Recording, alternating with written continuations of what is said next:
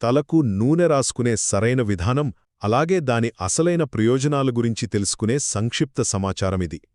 కేవలం జిడ్డు వదిలించుకోవడానికి తక్కువ నూనె రాసి వెంటనే షాంపూ చేయడం వల్ల ఎలాంటి లాభం ఉండదని చెబుతూ, ఆయుర్వేదం ప్రకారం మన మెదడును ఆరోగ్యంగా ఉంచే శిరో అభ్యంగా అనే అద్భుతమైన పద్ధతిని ఇది వివరిస్తుంది.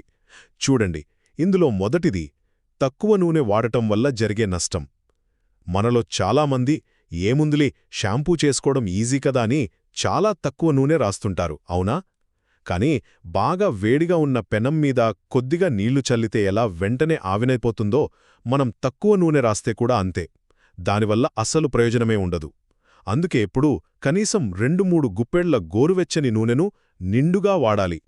ఇక రెండవది, అసలు అంత నూనె ఎందుకు వాడాలి అన్న విషయం.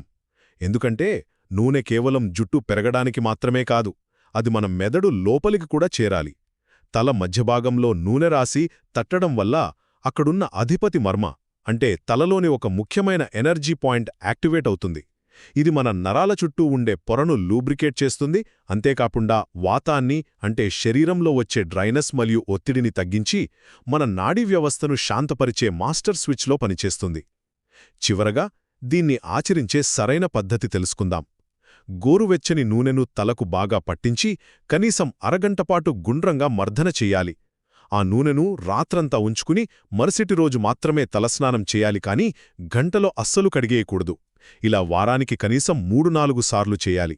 అలాగే నూనె రాయకుండా ఎప్పుడూ షాంపూ వాడకూడదు.